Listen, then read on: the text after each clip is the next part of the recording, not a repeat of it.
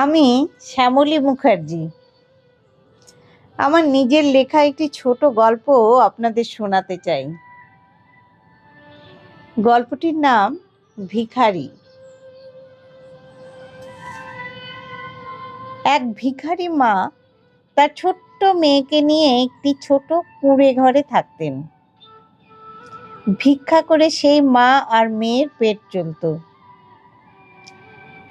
মা রাস্তার পাশে বসে ভিক্ষা করছেন, আর ছোট্ট মেয়েটা একটি আম গাছের তলায় বসে মাটি দিয়ে খেলা করছে। ছোট্ট ছোট্ট হাত দিয়ে নানা রকম জিনিস গড়ার চেষ্টা করছে। একদিন মায়ের ভিক্ষে করে পাওয়া কয়েকটা পয়সা একটি ছোট্ট কৌটোতে ভরে বাচ্চা মেয়েটি আম গাছের তলায় বসে খেলা করছিল। হঠাৎ দমকা হাওয়া শুরু হয়, কালবৈশাখী ঝড়। মা ভিক্ষা করা ছেড়ে দিয়ে মেয়ের দিকে এগিয়ে যাচ্ছিল, কিন্তু শেষ রক্ষা হলো না। হঠাৎ সেই আম গাছের ডাল ভেঙে গিয়ে মেয়েটির মাথার উপরে পড়ল। মা দৌড়ে গিয়ে অনেক কষ্টে ভাঙা ডালটি সরিয়ে মেয়েটিকে বের করে আনলো। তখনও পয়সার কৌটোটা মেয়ের ছোট্ট হাতে ধরা। মেয়ে কোনো সাড়া শব্দ করছে না দেখে মা ভয় পেয়ে যায়। ঝড় বৃষ্টির জন্য রাস্তাঘাট ফাঁকা হয়ে গেছে। মা সাহায্যের জন্য চিৎকার করতে থাকে, কিন্তু সেই আওয়াজ কারো কাছে পৌঁছায় না। মা মেয়েকে বুকে জড়িয়ে নিয়ে হাসপাতালের দিকে দৌড়তে থাকে। হাসপাতালে পৌঁছানোর আগেই সব শেষ হয়ে যায়। গরিব মা তার একমাত্র সাথীকেও হারিয়ে ফেলল, কারণ তার স্বামী তো মেয়েটির জন্মের পরেই মা মেয়েকে ফেলে রেখে চলে গিয়েছিল। অভাগা মা মেয়ে চলে যাওয়ার পর থেকে ভিক্ষায় পাওয়া পয়সাগুলো খরচা করা বন্ধ করে দেয়। টাকা পেলে সেটাই খরচা করতো শুধু তার নিজের খাওয়াটুকুর জন্য। আর ভিক্ষে করে পাওয়া পয়সা একটি ছোট মাটির হাঁড়িতে রেখে দিত। বেশ কিছুদিন যাওয়ার পরে ওই মাটির হাঁড়ি ভর্তি হয়ে যায়। ভিখারিনীর মনে মনে ইচ্ছে হয় এই পয়সাগুলো সে মেয়ের স্মৃতিতে ব্যবহার করবে। যে আম গাছের নিচে তার মেয়ে প্রাণ হারায়, সেখানে গর্ত খুঁড়ে মাটির হাঁড়িটা রেখে মাটি চাপা দিয়ে দেয়। প্রার্থনা করে এই পয়সাগুলো যেন তার মেয়ের মতোই কারো কাজে লাগে। রোজ ঠাকুরের নাম করে প্রার্থনা করে। একদিন সারাদিন ভিক্ষে করেও কোনো টাকা পায়নি, সব পয়সা। তাই টাকার আশায় বসেই ছিল বিকেল পর্যন্ত।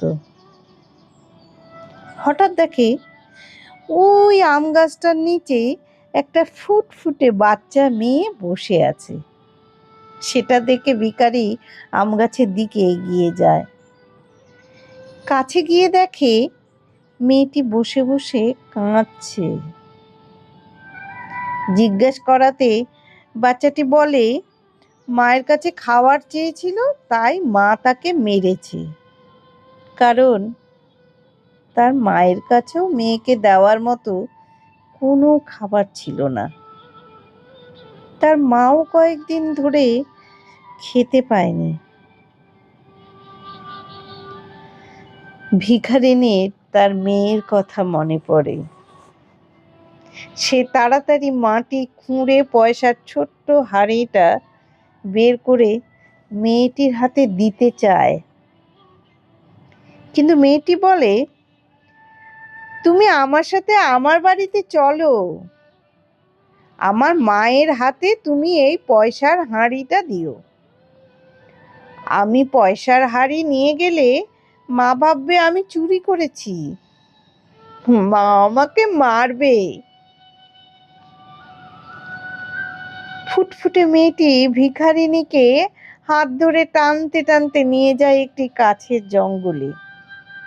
বলে, ওই যে আমাদের ঘর। ভিখারিনী চারপাশটা দেখতে থাকে। হঠাৎ দেখে বাচ্চা মেয়েটি তার পাশে নেই। মেয়েটার নামও জানে না। তাই এই মেয়ে, এই মেয়ে ডাকতে ডাকতে ঘরটির দিকে এগিয়ে যায়। ঘরের দরজায় এসে যখন দাঁড়ায়, তখন সে আর কোনো কথা বলতে পারে না। দেখে স্বয়ং কালীমাতা দাঁড়িয়ে আছেন, আর তার পায়ের কাছে বসে আছে তার নিজেরই মেয়ে। চোখ দিয়ে জল গড়িয়ে পড়ে। তারপর সে জ্ঞান হারিয়ে ফেলে। যখন জ্ঞান ফিরে আসে, তখন দেখে একটি সুন্দর কালীমাতার মূর্তি। কেউ এখানে পুজো দেয়নি। তখন ভিখারিনী মাটির হাঁড়ির পয়সা দিয়ে পুজোর সামগ্রী কিনে এনে ঘরটি পরিষ্কার করে মাকে খেতে দেয়। তারপর থেকেই ভিখারিনী এখানে থেকে মায়ের সেবা করেন, তার নিজের ভিক্ষার পয়সা দিয়ে।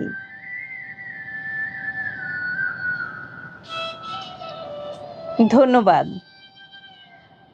গল্পটি যদি ভালো লেগে থাকে তাহলে লাইক আর কমেন্টস করুন, আর সাবস্ক্রাইব করতে ভুলবেন না। ধন্যবাদ।